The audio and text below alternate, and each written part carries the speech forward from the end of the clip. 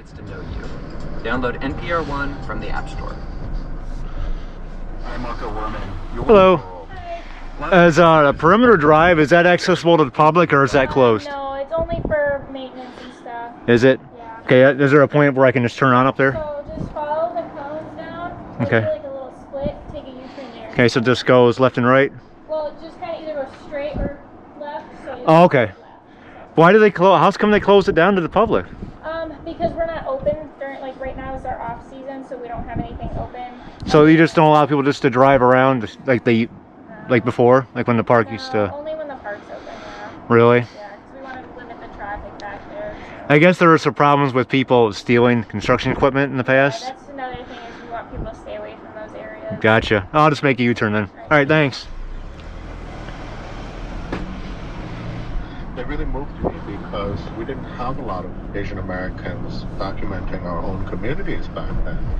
And then many years later, I was Bummer. working for the New York Times as a regular contributor, and I got a call, an assignment Nope, to go can't. down to the Museum of the Chinese in the I guess Americas, I'm gonna have to. and could I photograph photographer Corky Lee.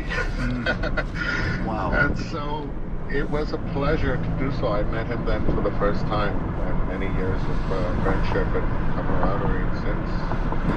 I mean, documentary photography style really loosened up in the 60s and 70s. What was Lee's style Oh, well. while he was on the street taking photos? Like, how would he approach a scene and the subjects? Did you have a chance to watch more? Yeah, I worked alongside him a number of times. I think like a lot of photographers, it's a mix of seeing what you're just going to come across and get lucky, and a mix, of course, of real intentionality where you look for stuff, you make a list of things. And Corky, more than anyone else I knew, you know, if there was going to be an opening of an exhibition or a community center doing something or a senior center doing something or one of the schools doing something, you know, anything like that, he would do his best to be there and document all those things. And, you know, and he did this for decades. Did he have to charm his subjects? I mean, I see some documentary photographers and they really engage. What was that like?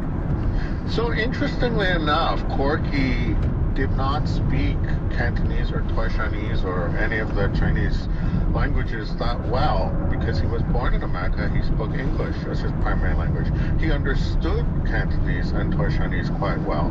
And I think because he was, like I said, almost the first, or maybe was the first to be doing this, I don't think people gave him that much trouble. They recognized him as one of our own. You know, it's one thing when an outsider comes and just kind of says, you know, I'm really interested in what you're all about.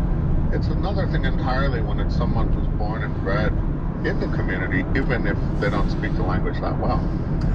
So you're a photographer, Alan, and like Corky Lee, your parents are from China and you grew up in the U.S. You said you'd seen Corky's photos first when you were 10. So how much did he influence your own work? Was he kind of an idol of sorts for you? I wouldn't say idol because, you know, we're a cynical bunch. But I would say definitely he was one of the leaders, you know. He led the way. He made it possible for all of us, Chinese and Americans and Asian Americans in a way, because we all kind of